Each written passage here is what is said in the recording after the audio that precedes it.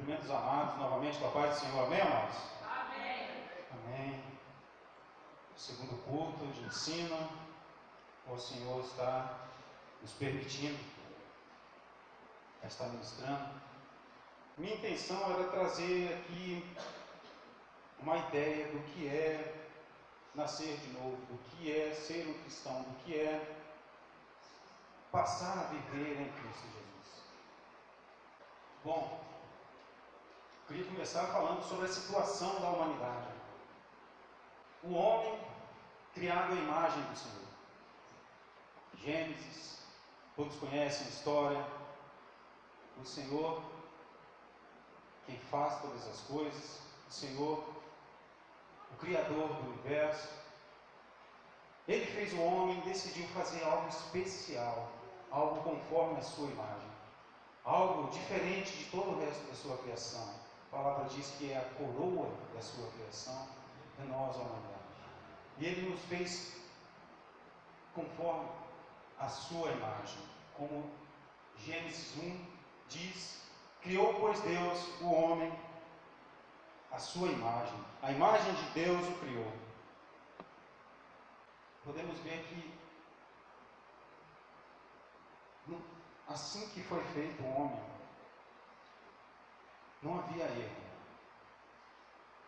Podemos contemplar hoje tamanha frustração, pessoas que até mesmo podemos chamar de demônios, porque realmente é terrível. Mas quando Deus criou Adão e Eva, Ele criou em perfeito estado. A palavra diz: e viu Deus que tudo quanto fizera, e eis que era muito bom. Salomão também nos fala sobre a criação, sobre algo de Deus. Lá em Eclesiastes: eis que isto tão somente achei, que Deus fez o homem reto, mas os homens buscaram muitos artifícios. Vemos que desde a criação, o homem ele tinha a presença do Senhor. Ele tinha o Senhor que vinha na virada do dia, que estava com ele, lhe instruindo em tudo. E o homem podia ser bom, podia fazer o bem, podia escolher o bem. Ele tinha o conhecimento de Deus, ele praticava o bem através dessa comunhão que ele tinha com o Senhor.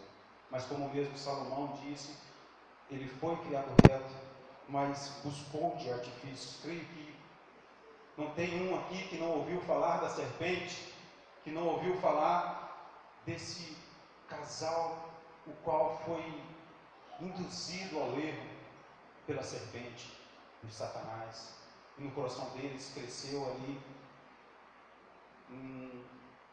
uma vaidade, e através disso veio a queda do ser humano. O homem então ele alienou-se de Deus, voluntariamente ele se afastou do Senhor.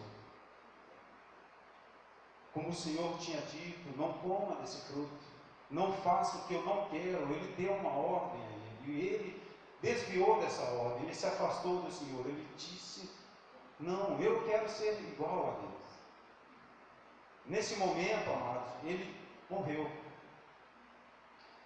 Talvez você possa pensar, mas ele continuou vivo, ele teve filhos, mas naquele momento ele teve aquela morte espiritual, ele teve essa separação de Deus.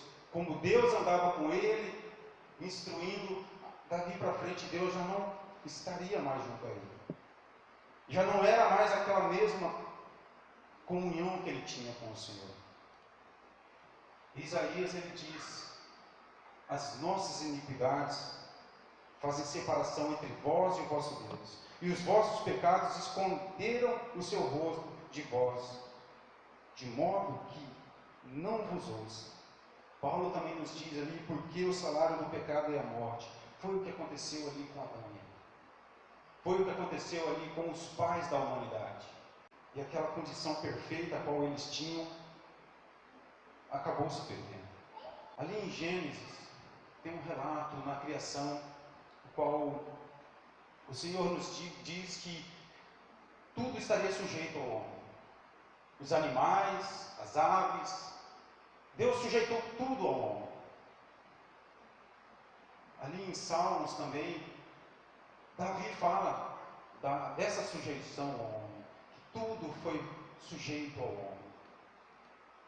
E em Hebreus, ele faz esse comentário: todas as coisas lhe sujeitaste debaixo dos pés. Ora, visto que lhe sujeitou todas as coisas, nada deixou que não lhe fosse sujeito. Mas agora, ainda não vemos todas as coisas sujeitas a ele.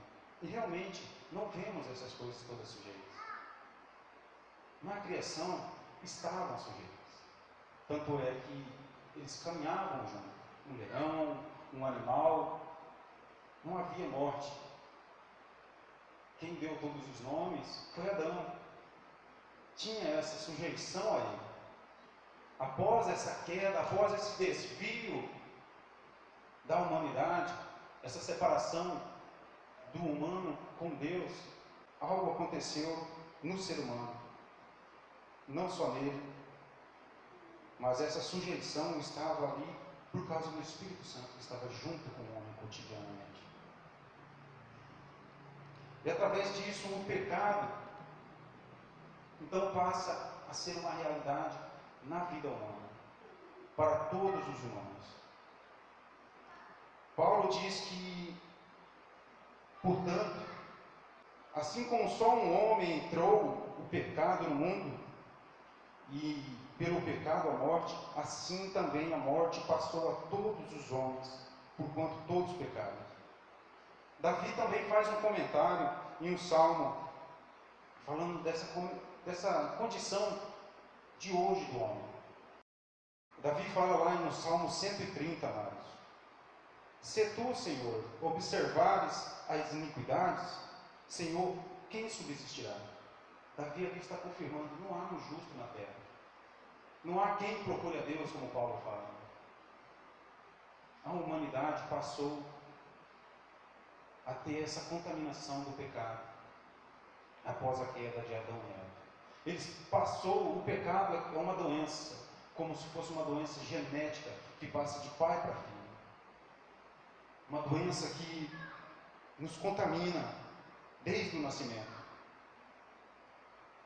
Contamina todos os filhos de Adão. Então nós vemos a forma e o jeito que a humanidade ficou. Sabendo disso, amados,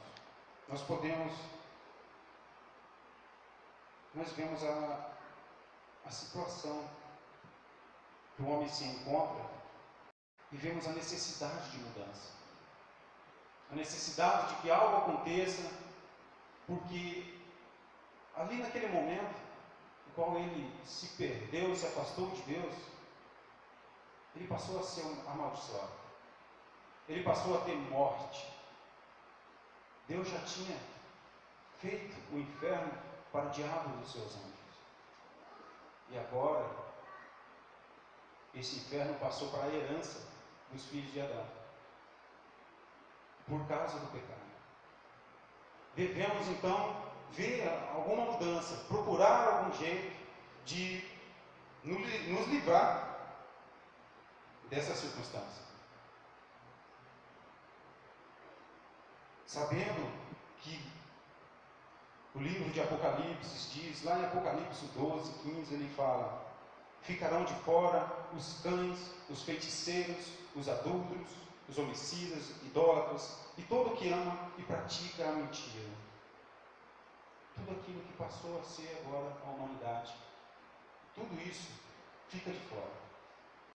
E nós vemos, amados, que por causa dessa situação com o homem se encontra, e de que ele mesmo nem pode buscar a Deus por si só,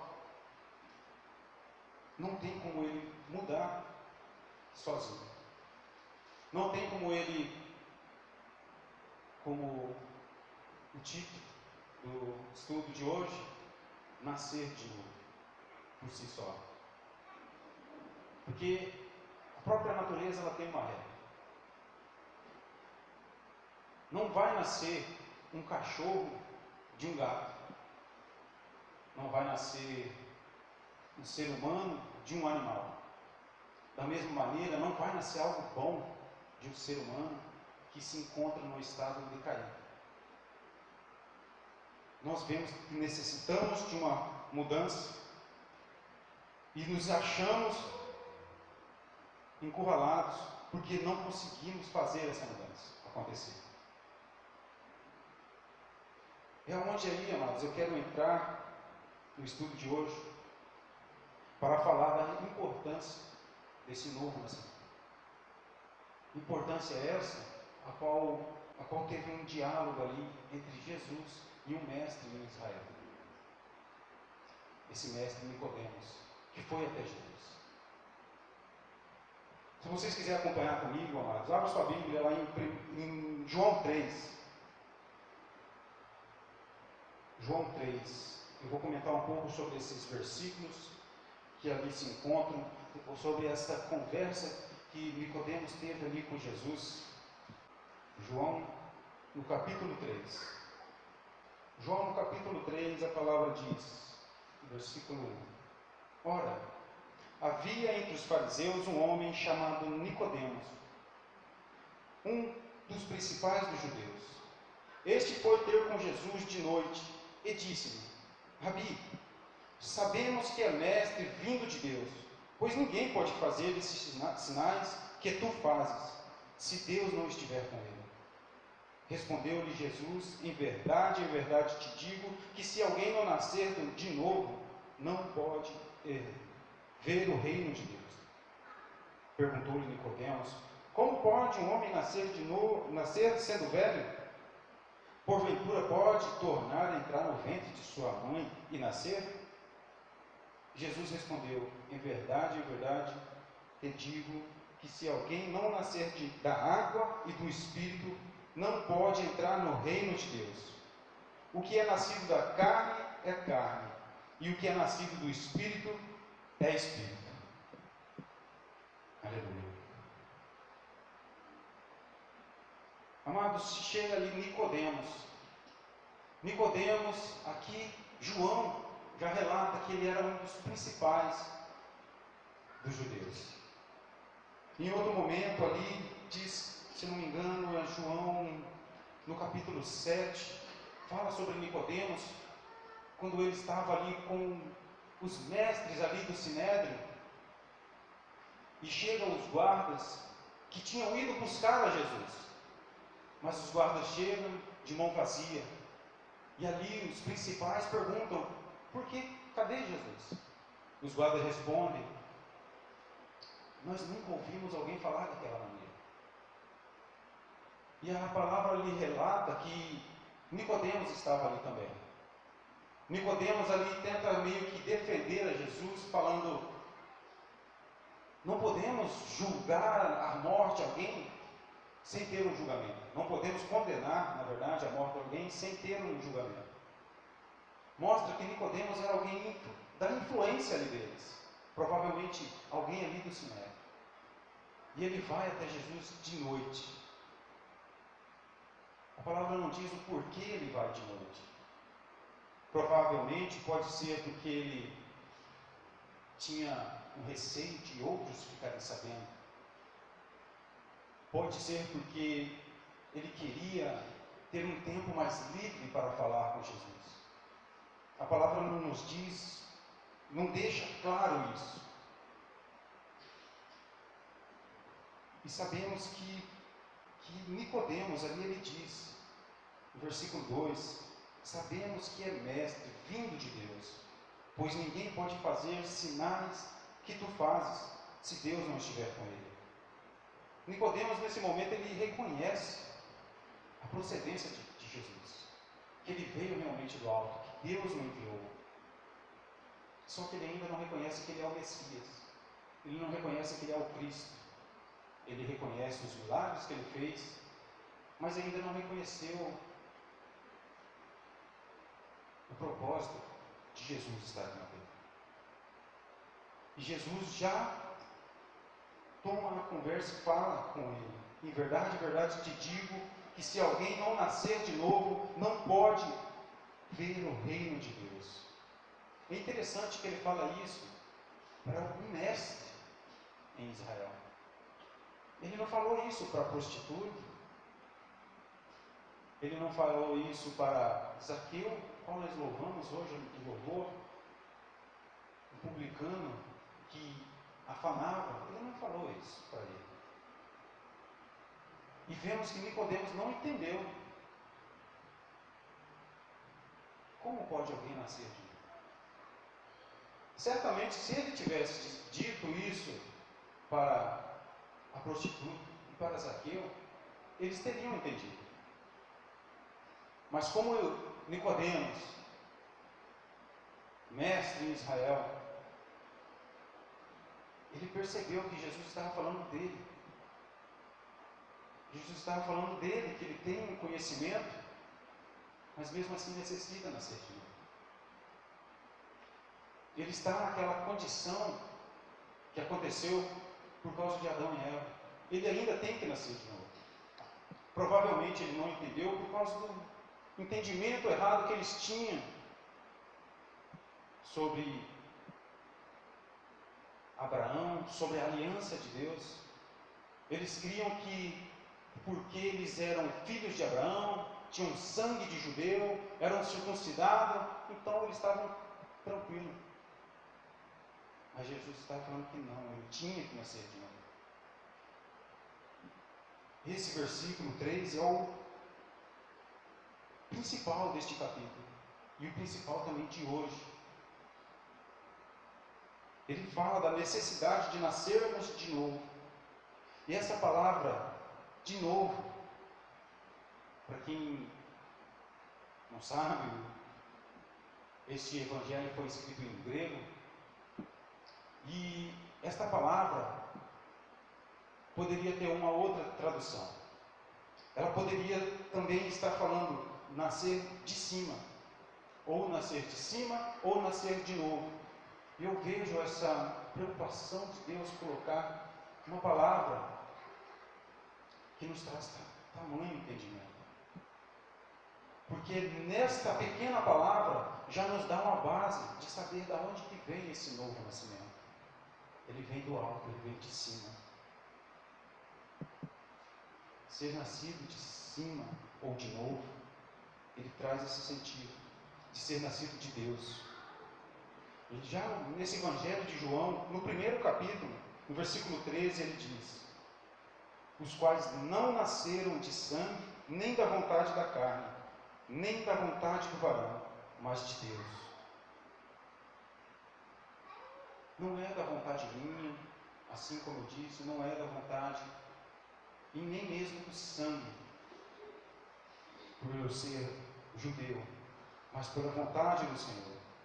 Devemos ter uma nova natureza, um novo nascimento, novos princípios, um novo rumo, novas ideias, tudo novo.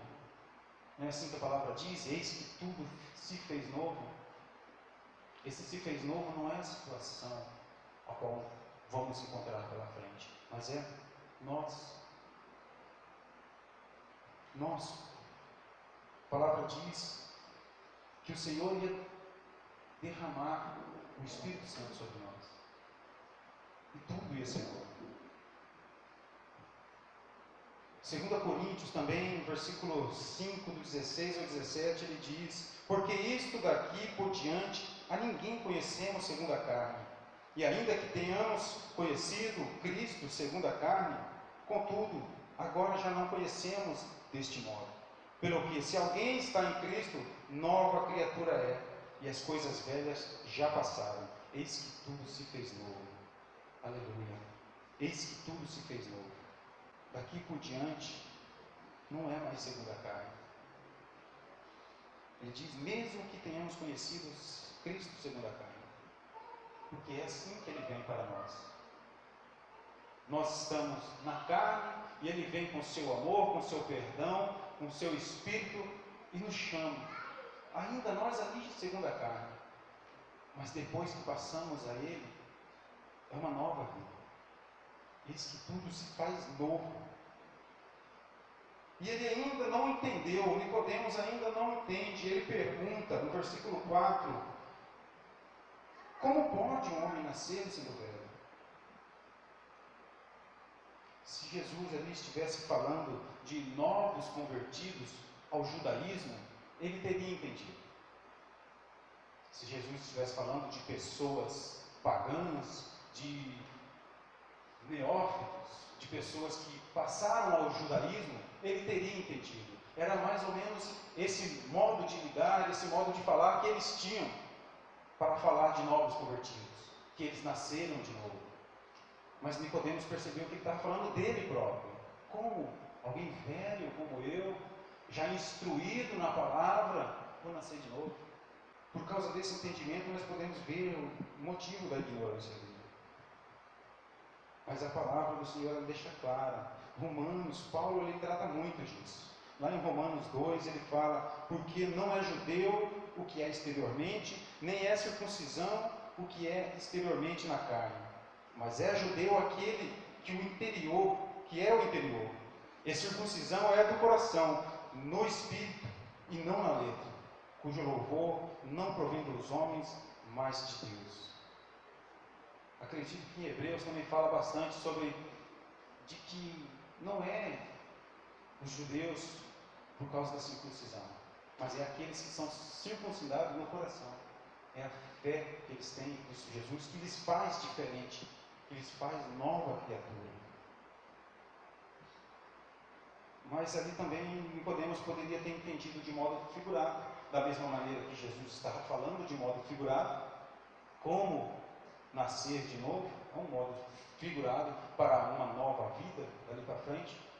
Nicodemos ali estava falando, assim como nós falamos que pau que nosso torto nos endireita.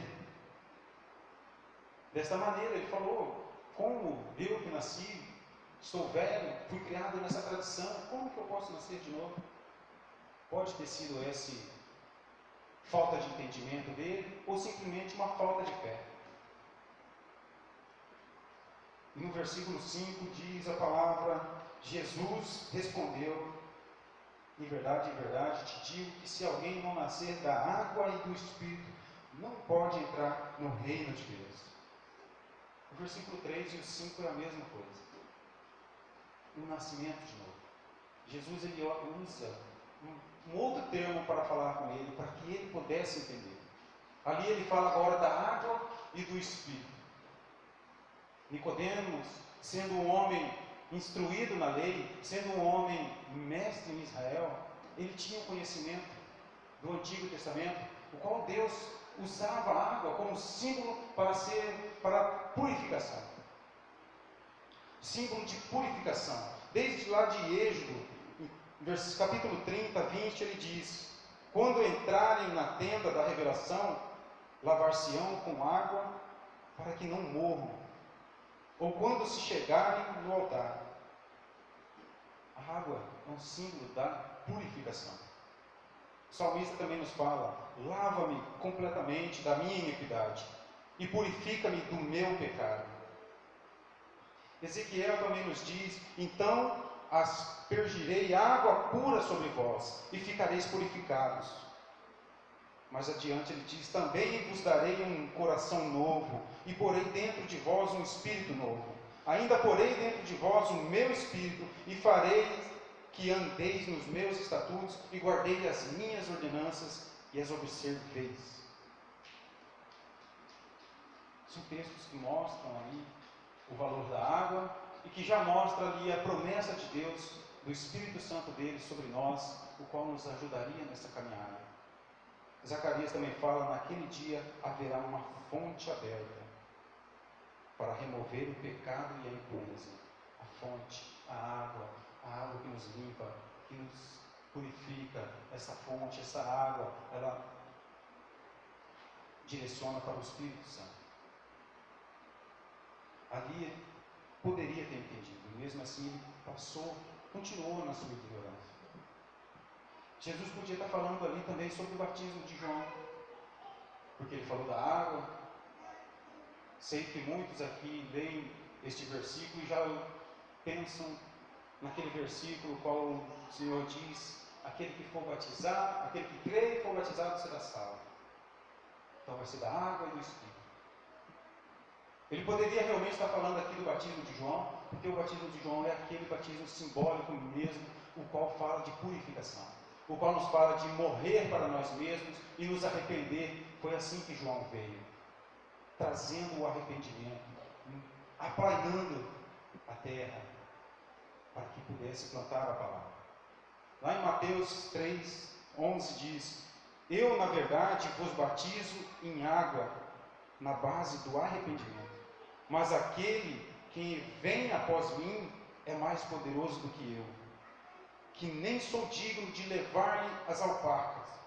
Ele vos batizará no Espírito Santo e em fogo. Realmente, esse versículo parece que está citando aqui o mesmo versículo que João Batista citou, que ele batiza na água, mas também tem o Espírito Santo, o qual vem daquele que viria após ele. Nós vemos tanto o ministério de João Batista, como o ministério de Jesus, sendo necessários para esse novo nascimento, sendo necessários para essa nova vida.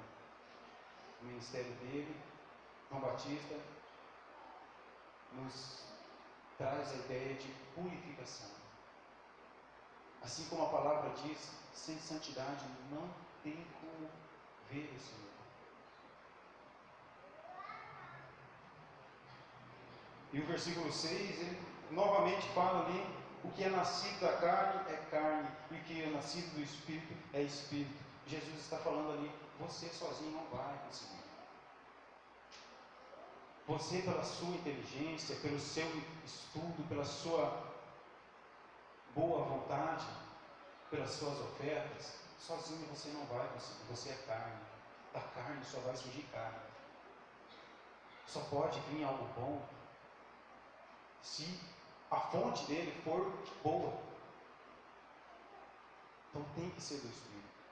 Somente se o Espírito Santo vier, é que pode acontecer algo. Tito também, aliás, Paulo, escrevendo a Tito, ele também nos deixa algo bem forte a esse sentido. Ele diz: não em virtude de obras da justiça que nós houvéssemos feito, mas segundo a sua misericórdia, nos salvou mediante o lavar da regeneração e a renovação pelo Espírito Santo. É um texto que fala de novo do lavar, utilizando a água como sendo algo que nos purifica, e sabemos que essa água é o próprio Espírito Santo. Não em virtude das nossas obras de justiça, mas segundo a misericórdia dele.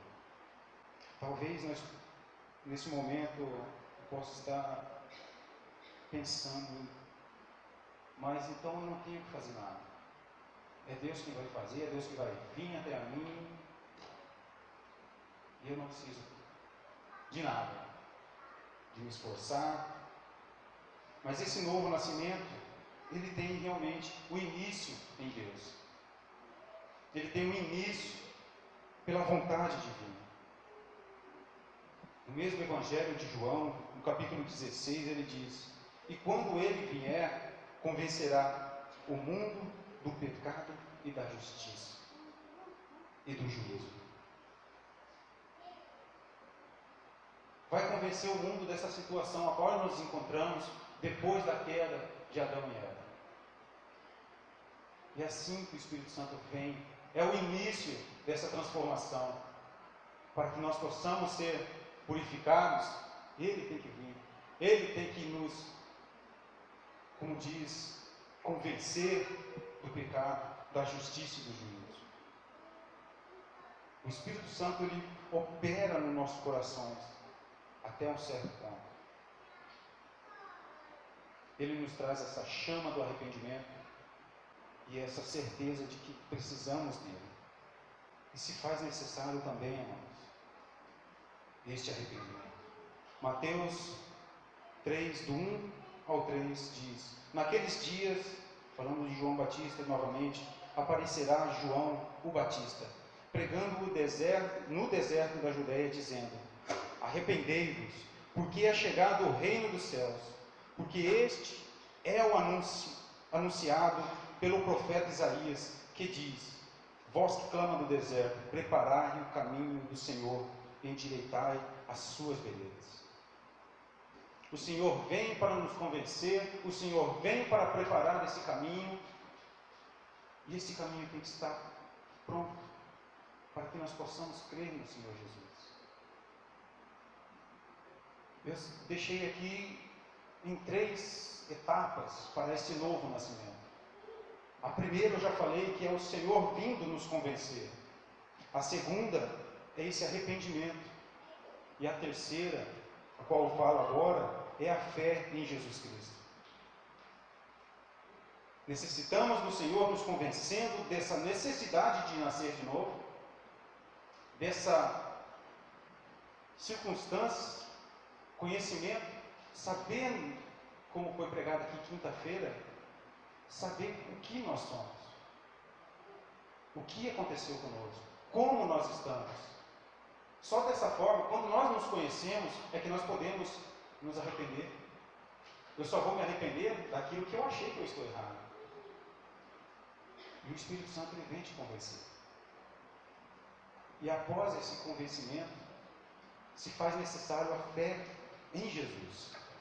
João nos diz, no capítulo 1, versículo 12: mas a todos quantos o receberam, aos que creem no seu nome, deu-lhes o poder de se tornarem filhos de Deus.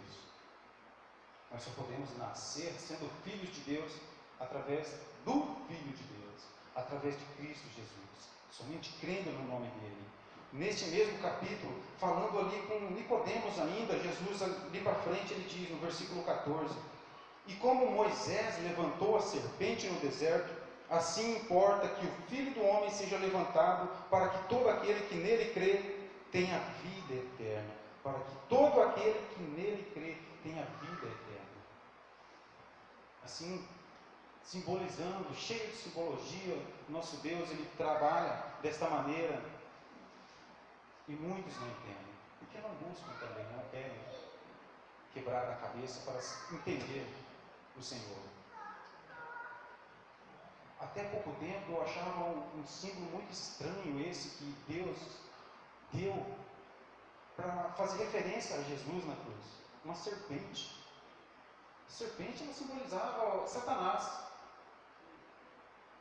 Mas se você for pensar, quando aconteceu aquilo no deserto, as pessoas morrendo por causa da serpente, porque a serpente é quem trouxe morte para elas.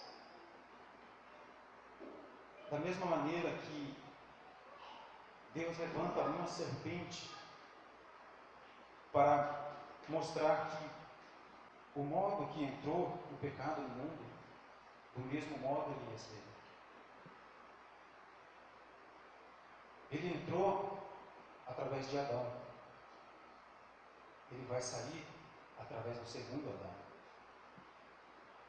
Ele entrou através de um homem que foi criado como perfeito. Ele vai sair de um homem perfeito. O povo de Israel estava morrendo por causa de serpente. E eles foram salvos por causa de uma serpente. Assim que eles miravam para Jesus, que eles miravam para a serpente, eles eram curados. Da mesma maneira, quando olhamos para a cruz, olhamos para Jesus, temos o foco nele, nós somos libertos deste mal do pecado. Nós somos curados deste mal do primeiro Adão. Eu vejo maravilhas do Senhor na Bíblia. Se faz necessário crer. E João aqui também, ainda falando com Nicodemos, Jesus fala: quem crê nele não é julgado, mas quem não crê já está julgado, porquanto não creu no nome do unigênito do Filho de Deus. Se faz necessário a fé em Jesus, se faz necessário o Espírito Santo vir convencer, se faz necessário o arrependimento, se faz necessário a fé no Cristo Jesus. Isso é o novo nascimento. Daqui para frente eu quero falar um pouco, sobre como é ser alguém nascido de novo. Ali, Jesus conversando com ele, no capítulo 3 ainda, no 7 e 8 ele diz: não te admires de eu ter te haver dito, necessário vos é nascer de novo. O vento sopra para onde quer, e ouves a sua voz, mas não sabes de onde vem, nem para onde vai. Assim é todo aquele que é nascido do Espírito. Aqui João ele já usa de novo essa troca de palavras para falar do vento. Creio que muitos aqui sabem que a palavra vento em grego é a mesma coisa que falar de Espírito. O Espírito sopra para onde quer. Nós podemos não ver, mas nós ouvimos. Nós podemos não saber o porquê, mas nós vemos os frutos dele.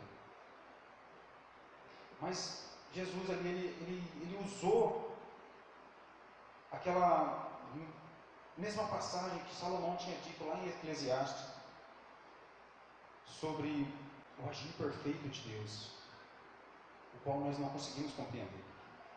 Lá em Eclesiastes 11:5 diz: assim como tu não sabes qual o caminho do vento, nem como se formam os ossos no ventre da que está grávida, assim também não sabes as obras de Deus que faz todas as coisas. Ele estava falando aqui, amados, eu quero lembrar, para um mestre em Israel, alguém instruído. Jesus ele usou de novo aqui a palavra do Antigo Testamento para fazer ele lembrar que aquilo que estava acontecendo no tempo dele estava se realizando, aquilo que Deus tinha falado para os profetas atrás. Isaías também ele nos fala de um abismo que há entre o nosso conhecimento e o conhecimento de Deus. Lá em Isaías 55, 8 e 9 ele diz: porque os meus pensamentos não são os vossos pensamentos, nem os vossos caminhos os meus caminhos, diz o Senhor. Porque assim como o céu é mais alto do que a terra, assim são os meus caminhos mais altos do que os vossos caminhos, e os meus pensamentos mais altos que os vossos pensamentos. Aqui nós conseguimos entender por que Jesus trouxe essa palavra para ele. O vento ele sopra para onde quer e não sabe de onde vem. Deus ele é soberano, ele age de forma, amados, que não vamos conseguir compreender completamente. Mas ele deixou um pedacinho aqui que eu achei muito importante. Quando ele diz: o vento sopra onde quer e ouve a sua voz. Esse pedacinho, e ouve a sua voz. Ele continua dizendo: e todo aquele que é nascido do Espírito, ele é desta maneira. Quando ele diz: e ouve a sua voz, ele está dizendo ali: nós não podemos ver, mas nós conseguimos saber os resultados. Você quer saber quem é o Filho de Deus? Você vai ver pelos resultados. Você pode não saber como ele passou a ser um Filho de Deus. Muitos aqui acreditam que a maioria, se eu perguntar para alguém que te conheceu há muitos anos atrás, vai falar como isso aconteceu. Nós temos um testemunho tremendo aqui que é do pastor Daniel. Todos que eu já ouvi falar do pastor Daniel, eu tenho um colega que conhece ele há muito tempo, ele consegue ver Deus, porque foi um milagre tremendo na vida dele. Ninguém consegue ver como isso aconteceu, o agir do vento, mas nós conseguimos ouvir a sua voz, nós conseguimos ver os frutos. E o novo nascido, ele mostra frutos. E quais são esses resultados? Vamos ver um pouco desses frutos. O nascido de novo, ele segue a doutrina de Cristo, ele segue os mandamentos de Jesus. Lá em João 8:31, Jesus dizia, pois, aos judeus que criam nele: se vós permanecerdes na minha palavra, verdadeiramente sereis meus discípulos. Aquele nascido de novo, de judeus que já criam nele, se faz necessário permanecer na palavra do Senhor. É impossível ser um cristão sem obediência, o que se é muito pregado aqui. Lá em Atos, ele tem um relato de uma das primeiras igrejas. Atos é um livro histórico que nos relata sobre o caminho dos apóstolos e o levantar das igrejas. Ele fala de uma certa igreja lá em Antioquia, que ela se converteu ao Senhor. Lá em Atos 11 diz: e a mão do Senhor era com eles, e grande número creu e se converteu ao Senhor. Nasceram de novo. E chegou a fama dessas coisas aos ouvidos da igreja que estava em Jerusalém, e enviaram Barnabé a Antioquia. Eles creram no Senhor, eram multidões de pessoas, os apóstolos estavam ali em Jerusalém, e eles enviaram alguém que era mais instruído na palavra para aquele lugar, para dar instrução a eles. No versículo 26 desse mesmo capítulo ele diz: e sucedeu que todo um ano se reuniram naquela igreja e ensinaram muita gente. E em Antioquia foram os discípulos pela primeira vez chamados cristãos. A primeira igreja chamada de cristãos, que ficou pelo menos um ano aprendendo sobre Jesus, sobre o que ele tinha vindo ensinar à terra e como andar perante a ele. Por isso a importância, amado, de um culto como esse de hoje. Quem veio o sábado passado, ou quem teve a oportunidade de ver o estudo postado no grupo, sabe da importância do estudo bíblico. O nascido de novo também, ele tem um bom testemunho. Ele deve andar conforme o Evangelho. Lá em Filipenses, Paulo diz: somente portai-vos do modo digno do Evangelho de Cristo. Em Tessalonicenses, Paulo fala novamente: finalmente, irmãos, vos rogamos e exortamos no Senhor Jesus que, como aprendestes de nós, que maneira deveis andar e agradar a Deus, assim estáis fazendo. Nisso mesmo abundeis cada vez mais. Como aprendestes de nós. Aí a importância do testemunho dos nossos pastores, porque devemos aprender deles e andar, porque Deus nos deu uma liderança na terra. Devemos estudar e devemos andar conforme a música toca, né? Conforme a música toca. Amém, pastor? Olha a importância aí do testemunho, né? A palavra diz que os que têm profetas cegos que levam um povo cego para o lugar. Por isso a importância dos líderes estarem bem fundamentados na palavra de Deus, para poder guiar o povo. Pedro também orienta, falando sobre o testemunho. Pedro fala às mulheres: semelhantemente, vós, mulheres, sede submissas aos vossos maridos, para que também, se algum deles não obedecem à palavra, sejam ganhos sem palavra pelo procedimento de suas mulheres. Você vê a importância do testemunho dentro da família. Se você está em Cristo, seu marido, sua esposa não está ainda, ou está agindo de maneira que não convém, você pode ganhar ele sem abrir a boca. Você pode ganhar o seu filho sem abrir a boca. Vai do testemunho seu. O cristão, o nascido de novo, ele tem um bom testemunho. O nascido de novo, ele não dá aos incrédulos motivo para falar sobre Cristo.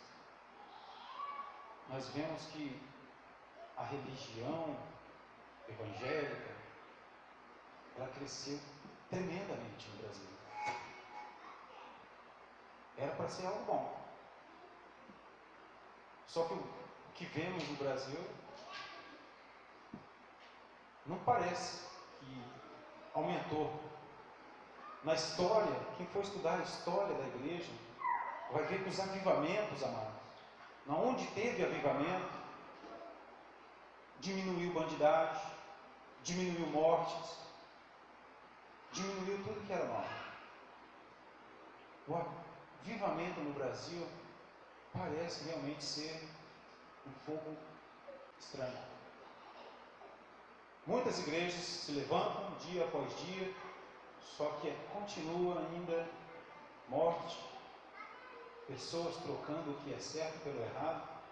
Então, amados, necessitamos de um bom testemunho para o povo que está de fora. Paulo diz lá em Timóteo, também é necessário que tenha bom testemunho do que estão de fora, para que não caiam em opróbrio e no laço do diabo. Dar bom testemunho aos que estão de fora. Essa palavra é interessante também para o estudo de hoje. O que estão de fora significa que nós estamos dentro. Se nós nascemos de novo, esse nascimento espiritual, nós estamos dentro de um reino espiritual. Me leva a lembrar que nós estamos no mundo, mas não somos desse mundo.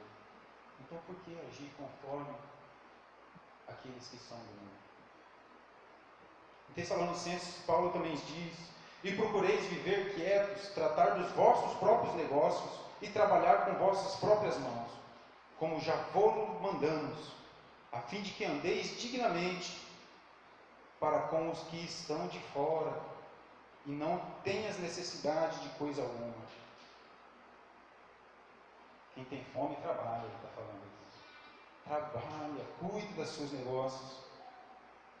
Não seja um preguiçoso, um vagabundo, o qual os que estão de fora vão apontar, vão falar mal de Cristo por causa de nós. Ele fala que o nascido de novo, ele tem um bom testemunho. E aqui de novo, quem está falando? Paulo. Porque Paulo instruiu eles. O líder dele instruiu eles. Trabalhe desta maneira. Pastora Rosa falando, toma vergonha na cara. Levanta, vai trabalhar. Os líderes, é assim que são. É assim que devem ser. Voltando aí à situação do Brasil hoje, nós podemos ver igrejas cheias, mas o que eles pregam, prosperidade, só bênçãos e transformação, que é bom nada. Assim, realmente, muitos vão se falar, eu sou evangélico, né? O falar também do cristão, ele é diferente, ao menos deveria ser diferente, né? Temperado com sal. Mateus diz, pois que há em abundância no coração, disso fala a boca. O nosso falar, ele deve revelar o amor de Cristo. Devemos falar aquilo que tem em nosso coração. Se eu sou nascido de novo, eu vou revelar o amor de Cristo. Eu vou falar em verdade e em amor. Paulo diz também em Efésios 1,15, antes, seguindo a verdade em amor, cresçamos em tudo naquele que é o cabeça, o Cristo. Aquele que é nascido de novo, ele fala a verdade, ele não anda com mentira em seus lábios. Aquele que é nascido de novo, ele fala para edificação e ele transmite graça àqueles que ouvem. Efésios 4:29 diz, não saia da vossa boca nenhuma palavra torpe, mas o que seja boa, sejam boas e necessárias para edificação, a fim de que ministre graça aos que ouvem. A conversa do crente deve ser agradável, amável, graciosa. Só que também, às vezes, enérgica.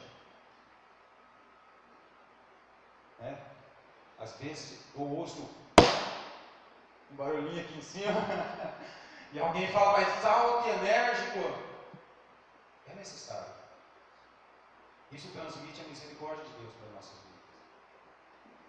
Realmente, eu tenho que falar do amor de Deus, eu tenho que falar com graça, com sal, temperada, na medida certa. E às vezes é necessário eu falar um pouco mais grosso com o irmão, para ver se ele acorda, dar um chacoalhão. Eu me lembro de João Batista. Como ele falava? Só que ele não falava porque ele queria ofender os outros. Ele falava porque ele queria a edificação deles. Ele queria a mudança deles. Ele queria que eles nascessem de novo.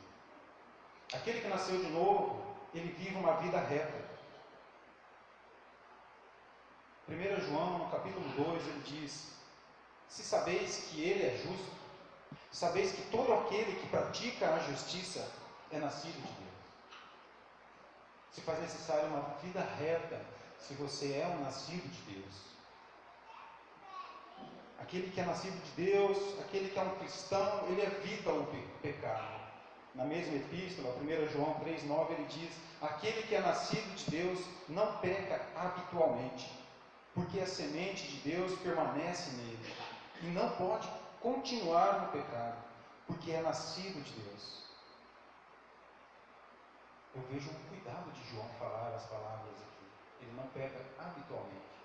Ele sabe que, ele mesmo, nessa epístola, acredito eu, ele falou que aquele que diz que não tem pecado é mentiroso e não conhece a Deus. Nós pecamos sim, eu sou nascido de Deus, nós somos nascidos de Deus, às vezes pecamos, mas não vira um hábito. Não podemos deixar isso virar um hábito. Às vezes, estamos nessa situação decaída, assim como eu li ali em Hebreus, que fala da situação que não é mais igual àquela que era de Adão. Nós, às vezes, pecamos. Não podemos deixar isso virar um hábito. Aconteceu, arrependa-te. Né? Eu escutei quinta-feira também aqui, pecado confessado, pecado perdoado. Na verdade, é pecado que você se arrependeu. Né? Não adianta confessar se você não se arrependeu. Mas se você confessa, é mais fácil você se arrepender. Porque aquele que não reconhece o pecado não tem como se arrepender. Aquele que nasceu de novo, ele não ama o mundo. João diz: não ameis o mundo, nem o que há no mundo. Se alguém ama o mundo, o amor do Pai não está nele. Se alguém ama o mundo, o amor do Pai não está nele. Eu não digo que não tem coisas boas no mundo, boas aos meus olhos. Mas a palavra nos fala sobre temperança, ela nos fala sobre carregar a cruz, ela nos fala sobre morrer para nós mesmos e viver a vontade dele.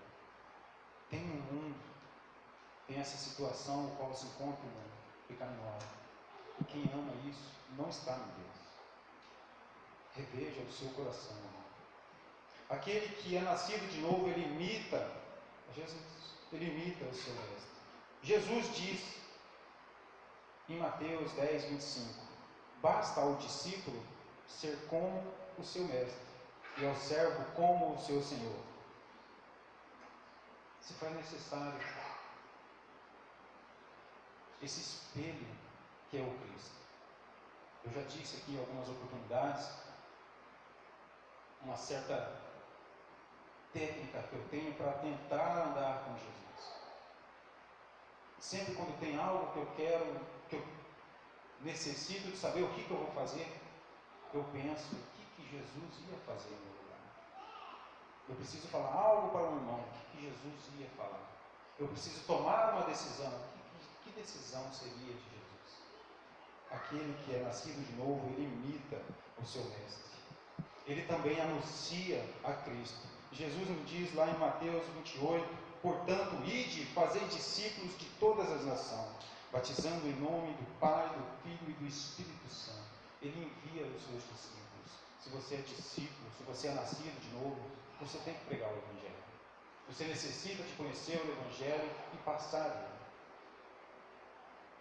Às vezes nós nem precisamos falar do Evangelho. Às vezes nós pregamos o Evangelho de boca fechada.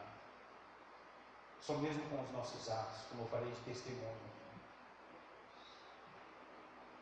Mas se faz necessário, amados, remir o tempo, buscar o máximo de almas possíveis para Deus. Terminando aqui, amados, aquele que é nascido de novo, ele contribui com a obra de Deus. Ele ajuda nas missões financeiramente, ele ajuda para que o Evangelho cresça, para que se espalhe ao mundo. Eu falei aqui da igreja de Antioquia, e ela era uma igreja que reconheceu que melhor é dar do que receber. Lá em 2 Coríntios, Paulo nos relata: cada um contribua segundo propôs no seu coração, não com tristeza nem por constrangimento, porque Deus ama ao que dá com alegria. Os cristãos ali de Coríntios estavam aprendendo algo. Paulo estava lhes ensinando a contribuir, era necessário contribuir para o Evangelho crescer, para Deus atuar na vida deles também, para que nós possamos abrir mão, largar a confiança nos nossos olhos, naquilo que nós vemos, no nosso emprego. E há mais ainda, Paulo fala algo mais profundo ainda, lá em Gálatas 6. Ele diz: e o que é instruído na palavra, reparta de todos os bens com aquele que o instrui. Ele está falando para as igrejas repartirem com os seus pastores, com os seus professores, aquilo que você aprendeu algo espiritual, reparta no material também com aquele que lhe ensinou. Se alguém quiser me procurar depois do culto ali também, amém, eu aceito oferta, eu recebo. Não é assim? O que é instruído na palavra, reparte de todos os seus bens com aquele que o instrui. Amém. Há brincadeiras à parte, amados. Mas o Senhor, Ele fala realmente que digno é o obreiro do seu salário. E de onde vai sair esse salário? Se o obreiro, ele tira a sua vida para aprender de Deus, para poder passar para os irmãos, realmente, como ele vai conseguir se manter? E Deus prepara isso, Ele deixa isso em incumbência para a igreja, o sustento desses líderes. E não é só os pastores, não. É aqueles que realmente trabalham na obra. Por isso, deve receber salário aquele que limpa o chão aqui, aquele que lava o banheiro, o professor de escola bíblica dominical. Não digo deve, mas ele tem o direito. Todos que trabalham na obra, se dispõem do seu tempo, pois ele poderia estar trabalhando em vez de estar fazendo outra coisa, trazendo alimento para vocês. Então se faz necessário trazer o pão, trazer um pouco daquilo que Deus nos deu para a casa do Senhor, para que o Evangelho continue crescendo. Assim é o cristão.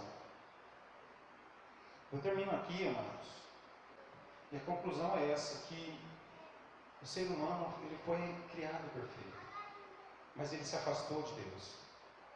E para que ele pudesse voltar a Deus, nós vimos que não tinha como ser da iniciativa dele. O próprio Deus tinha que vir. Não é assim que a palavra diz? Nós só podemos amá-lo porque Ele nos amou primeiro. Eu só posso ir até Ele porque Ele veio até mim. Só que Ele não trabalha sozinho. Como eu disse, Ele trabalha com bastante simbologia. E Ele criou o casamento.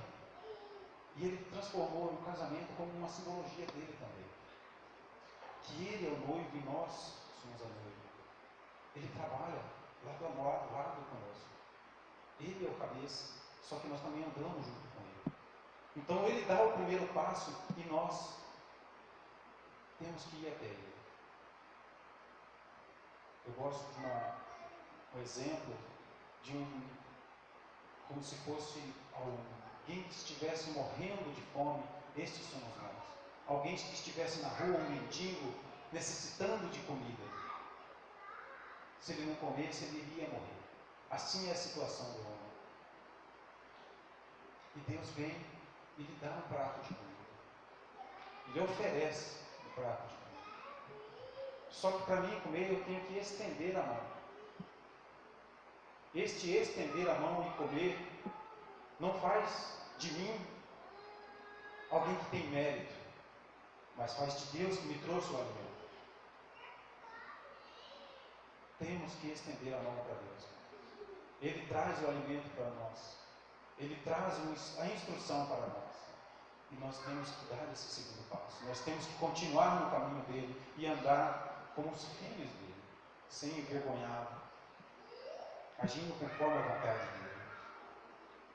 E lembrando do que João disse lá também no capítulo 2 de sua primeira epístola: filhinhos, agora permaneçam nele, para que, quando ele se manifestar, tenhamos confiança e não sejamos envergonhados diante dele na sua vinda. Ele está voltando, amado. Permaneçam nele, permaneçam morrendo para o mundo e vivendo para ele, para não sermos envergonhados na vida dele, para não sermos surpresos quando ele voltar. Amém, amados? Aleluia. Adora o Senhor com as suas palmas.